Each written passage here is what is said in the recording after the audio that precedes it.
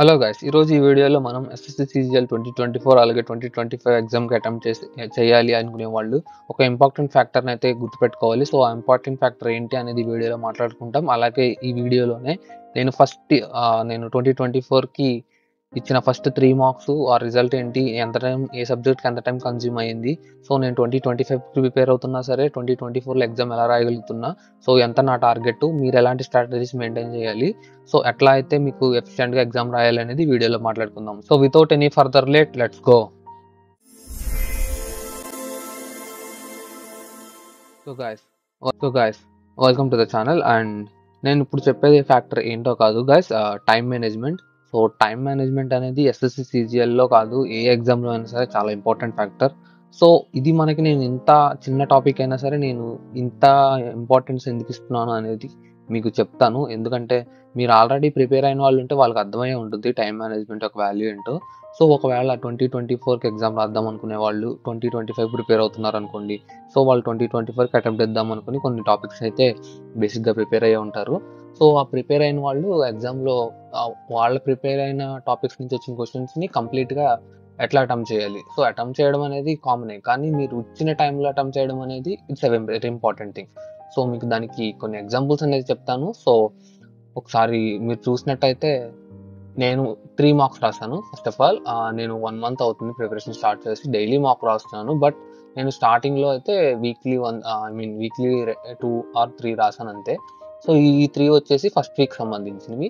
So first వీక్లో యాక్చువల్గా నేను ఏంటంటే రీజనింగ్లో కొంచెం స్కోరింగ్ చేయగలను. రీజనింగ్ అండ్ ఇంగ్లీష్లో కూడా కొద్దిగా నేను ఎక్కువ స్కోర్ చేసే క్యాపబిలిటీ ఉంది. సో ఫస్ట్ మార్క్ గురించి మాట్లాడుకుందాం. సో మీరు ఇక్కడ చూసినట్టయితే ఫస్ట్ మార్క్లో స్కోర్ ఫస్ట్ మార్క్ 50 వచ్చింది 200కి. సో ర్యాంక్ వచ్చేసి 275, ఇది వదిలేసేయండి. సో కరెక్ట్ వచ్చేసి 28, రాంగ్ వచ్చేసి 11, అటెంప్ట్ చేయలేనివి 61. సో యాక్యురసీ బాగానే ఉంది, ఓకే. సో మీరు ఇక్కడ చూసినట్లయితే సబ్జెక్ట్ వైజ్ జనరల్ ఇంటెలిజెన్స్లో 22.50, అంటే జనరల్ ఇంటెలిజెన్స్లో ఆల్మోస్ట్ నేను 15 అటెంప్ట్ చేశాను. అందులో 12 కరెక్ట్ అయినాయి, 3 రాంగ్ అయ్యాయి. So general intelligence and general awareness వచ్చేసరికి జస్ట్ 3 అటెంప్ట్ చేశాను. అందులో 2 కరెక్ట్ అయింది, 1 రాంగ్ అయింది. నెక్స్ట్ లాస్ట్ వచ్చేసి ఇంగ్లీష్లో 19 కరెక్ట్ అయ్యాయి, 13 19 అటెంప్ట్ చేస్తే 13 కరెక్ట్ అయ్యాయి, 6 రాంగ్ అయ్యాయి.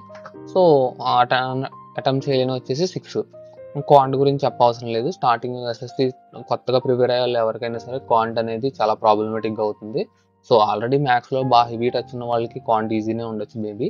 సో ఎవరైతే మ్యాథ్స్ చాలా రోజులై ప్రాక్టీస్, ఇప్పుడు వేరే కోర్సులు జాయిన్ అయ్యి వస్తారో వాళ్ళకి క్వాంట్ అనేది కొంచెం టఫ్ అవుతుంది. సో మీరు ఇక్కడ చూసినట్టయితే ఫస్ట్ మార్క్లో వచ్చేసి intelligence and reasoning and general awareness and English. First of all నేను ఏం చేశానంటే, నేను చెప్పాను కదా రీజనింగ్ నాకు స్కోరింగ్ సబ్జెక్ట్ అని. సో నేను ఏం చేశానంటే ఫస్ట్ రీజనింగ్ అటెంప్ట్ అయితే చేశాను. సో అప్పుడు ఏం జరిగిందో మీరు ఇక్కడ చూడొచ్చు, టైం లిమిట్. సో మీరు సరిగ్గా చూసినట్టయితే ఫస్ట్ టైం ఒకసారి 1 సెకండ్.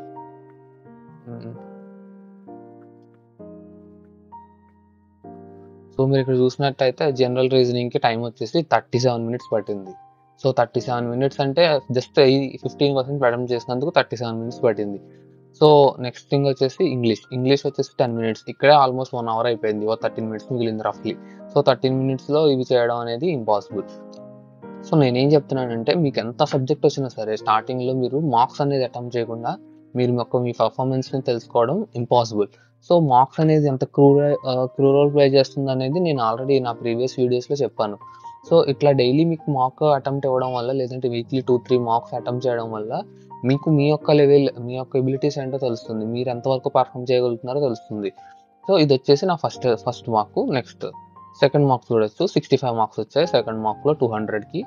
అప్పుడు ర్యాంక్ వదిలేసేయండి. Percentage 84, accuracy 74. సో యావరేజ్గా 70 యాక్యురసీ అయితే నేను మెయింటైన్ చేస్తున్నాను.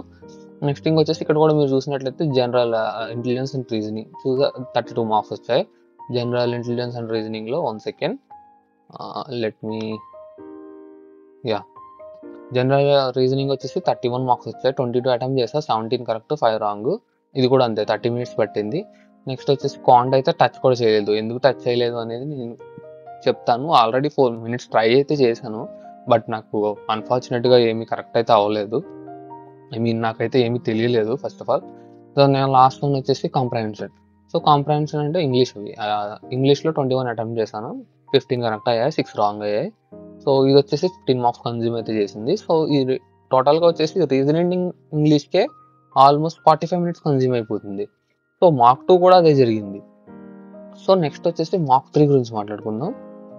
సో ఇక్కడ చూసినట్టయితే 71 మార్క్స్ వచ్చాయి.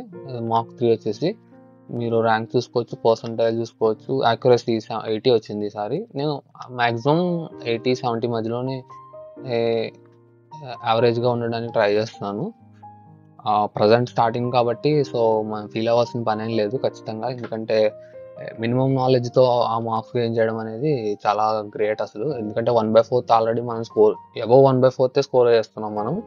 సో నెక్స్ట్ థింగ్ వచ్చేసి థర్డ్ మార్క్ వచ్చేసి మీరు చూసినట్లయితే 20 అటెంప్ట్ చేస్తే 18 కరెక్ట్ అయ్యాయి, 2 రాంగ్ అయ్యాయి. సో ఇది 30 మినిట్స్ కన్జ్యూమ్ చేసింది ఇంటెలిజెన్స్ అండ్ రీజనింగ్. నెక్స్ట్ వచ్చేసి ఇంగ్లీష్ 24 వచ్చాయి.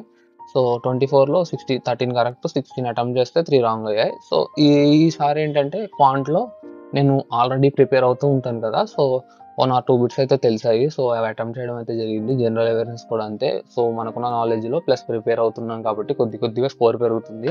ఇక్కడ నేను చెప్పేది ఏంటంటే, సో టైం మేనేజ్మెంట్ అనేది ఎంత క్రూషియాలిటీ ప్లే చేస్తుందంటే, సో వితౌట్ ప్రిపరేషన్ మీరు ఎగ్జామ్కి వెళ్ళారనుకోండి, మీకు తెలియదు. So first of all reasoning start చేస్తారు, మీకు ఈజీగానే ఉంటుంది పేపర్. మీరు ఎందుకంటే బేసిక్ తెలిసిన వాళ్ళు ఎవరైనా రీజనింగ్ చేసేయచ్చు. కానీ మీరు ఎట్లా సాల్వ్ చేయాలంటే లెస్ దెన్ మీరు పెట్టుకున్న టైం కన్నా తక్కువలో సాల్వ్ చేయడానికి ట్రై చేయాలి. నేనేం చెప్తున్నానంటే, సో రీజనింగ్లో మీకు ఫస్ట్ ఆఫ్ ఆల్ 30 మినిట్స్ అనేది చాలా హై అమౌంట్, అంటే almost half of the time. So మీకు స్కోరింగ్ సబ్జెక్టే, కానీ మీరు అంత టైం అయితే ఇన్వెస్ట్ చేయడం అది అంత కరెక్ట్ అయితే కాదు. సో ఫస్ట్ ఆఫ్ ఆల్ మీకు నేను ఇది ఎందుకు చెప్తున్నానంటే, మీరు డైరెక్ట్గా వెళ్ళి ఎగ్జామ్ రాస్తే ఎలా ఉంటుందంటే, మీరు ఇక్కడ నేను ఎట్లా 30 మినిట్స్ కన్జ్యూమ్ చేస్తున్నానో మీరు ఎంతకన్నా ఎక్కువ కూడా కన్జ్యూమ్ చేయొచ్చు. ఎందుకంటే మీకు లాజిక్ తెలియదు, లేదంటే సమ్ చేయడం రాకో దాన్ని చేస్తూ కూర్చుంటారు, ఈలోపు టైం అంతా అయిపోతుంది. సో ఒకవేళ మీకు ఎక్కడన్నా అవేర్నెస్, ఆప్టిట్యూడ్, ఇంగ్లీష్లో మీకు తెలిసిన బిట్స్ ఉన్నా పెట్టడానికి టైం ఉండదు. సో నేను చెప్పేది అది. సో మీకు అర్థమైతే ఖచ్చితంగా మీరు మార్క్స్ అనేది ఇప్పుడైనా సరే 10 డేస్ ఉంది మనకి ఇంకా స్టార్ట్ అవ్వడానికి. సో కొంతమందికి అయితే లాస్ట్లో కూడా ఉన్నాయి ఎగ్జామ్స్. సో వాళ్ళకైతే ఆల్మోస్ట్ 25 డేస్ దాకా ఉంది. సో వాళ్ళు ఏం చేస్తారంటే ఇప్పుడైనా సరే డైలీ మాక్ రాయడానికి ట్రై చేయండి. సో వాళ్ళు మాక్ రాయడం వల్ల ఏంటంటే మీరు ఏ సబ్జెక్ట్కి ఎంత టైం వాడుతున్నారు, సో ఎంత టైంలో మీరు మీ టైంని ఇన్వెస్ట్ చేయగలుగుతున్నారు, ఐ మీన్ సబ్జెక్ట్కి వచ్చేసి ఎంత టైం పడుతుంది మీకు, మీరు ఎంత తగ్గించగలుగుతున్నారు, సో మీరు దేనికి ఎక్కువ ఫస్ట్ ప్రయారిటీ ఇవ్వాలి, ఇలాంటివన్నీ మీకు అలవాటు అవుతాయి. So without the mark attempts మీరు ఎగ్జామ్ రాశారంటే ఖచ్చితంగా మీకు రావాల్సిన మార్కులు పోగా ఇంకా కోల్పోయి కూడా మీకు ఇంకా తక్కువ వచ్చే ఛాన్స్ ఉంది. ఎందుకంటే మీకు రీజనింగ్ స్టార్ట్ చేస్తారు, టైం అంతా కన్జ్యూమ్ అయిపోతుంది. నేను ఆల్రెడీ చెప్పినట్టు ఇంగ్లీష్లోనూ జీకేలోనూ తెలిసిన బిట్స్ ఉండొచ్చు. సో పేపర్ అయిపోయిన తర్వాత మీరు ఒకవేళ తర్వాత సెట్ రిలీజ్ చేసినప్పుడు చూసుకుని అబ్బా తెలిసినవి ఉన్నాయి పెట్టాల్సింది అనుకుంటారు. సో యూజ్ ఏం లేదు అనుకుని. సో దానికన్నా బెటర్గా ముందు ఏం చేస్తారంటే జీకే లేదంటే ఇంగ్లీష్ అటెంప్ట్ చేసేయండి. అది ఎప్పట్లో అటెంప్ట్ చేయాలంటే జస్ట్ 15 మినిట్స్లో అటెంప్ట్ చేసేయగలిగితే నేను చెప్పాను ఆల్రెడీ 30 ఆల్మోస్ట్ సబ్జెక్ట్కి వచ్చి 30 మార్క్స్ వస్తే 4 3 12 130.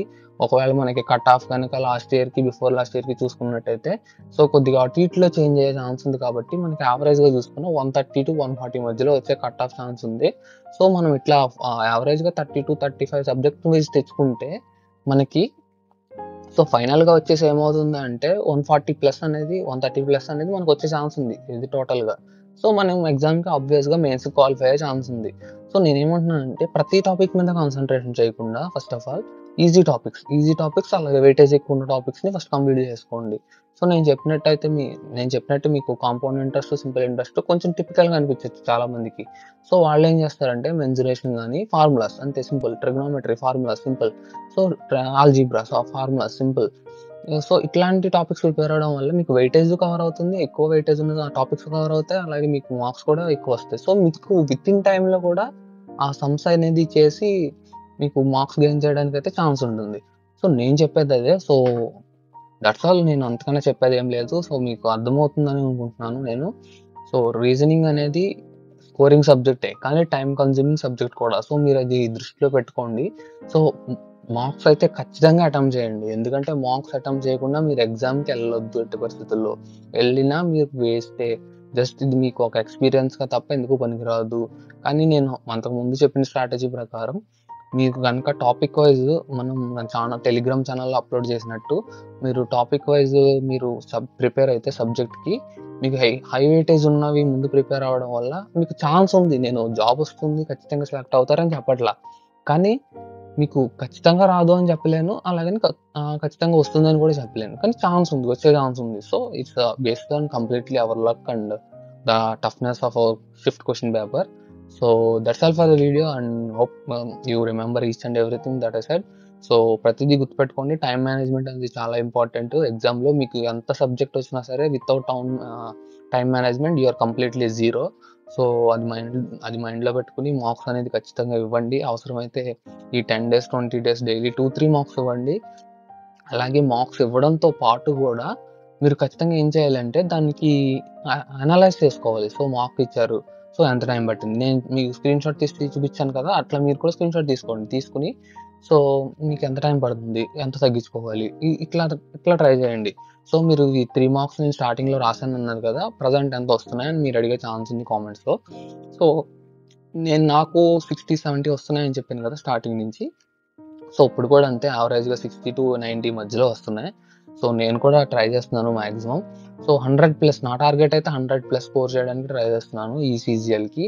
సో ఆబ్వియస్గా నా ఎగ్జామ్ 24th September అయితే వచ్చింది. సో 24th అంటే చాలా టైం ఉంది ఇంకా.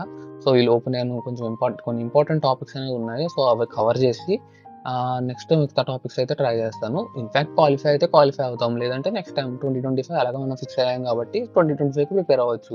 సో పోయేదేముంది, జస్ట్ కొద్దిగా మనకి నాలెడ్జ్ అయితే వస్తుంది. సో మనం ఇంకా రివిజన్ చేసుకోవడానికి కూడా ఛాన్స్ ఉంటుంది. So that's all for the video. And నేను టెస్ట్ సిరీస్ అయితే నేను మా coaching centre Everest coaching point అని ఒక నేను కోర్స్ తీసుకున్నాను. సో అందులో నాకు మాక్ టెస్ట్లు, అలాగే దానికి ఎక్స్ప్లెనేషన్ కూడా వాళ్ళే ఇస్తారు. ఎగ్జామ్ అయిపోయిన తర్వాత ప్రతి మాక్కి 5 hours ఎక్స్ప్లెనేషన్ అయితే ఉంటుంది. ఒకవేళ మీకు కూడా ఒక కోర్స్ కావాలి అనుకుంటే ఎవరెస్ట్ ఇంపాక్ట్ కోచింగ్ సెంటర్ వెబ్సైట్లోకి వెళ్ళి అక్కడ కోచింగ్ Tier 1కి సంబంధించి మాక్ టెస్ట్కి ఒక కోర్స్ ప్యాక్ అనేది ఉంటుంది. సో ఆ కోర్స్ని అయితే మీరు పర్చేస్ చేసుకోండి. సో అందులో మీకు నియర్లీ 200 మాక్ టెస్ట్ వరకు ఉంటాయి. సో మీరు 200 మార్క్స్ అంటే చాలా ఎక్కువ. సో ప్రతి మాక్కి 5 వీడియోస్ ఉంటాయి, అదే ఎక్స్ప్లెనేషన్ వీడియోస్ అయితే ఉంటాయి. సో ఈచ్ మాక్ ఎక్స్ప్లెనేషన్ వచ్చేసి 5 hours ఉంటుంది minimum. So that's all for the video and hope you all enjoyed this video and hope you all got the good knowledge in this video and thank you and bye bye.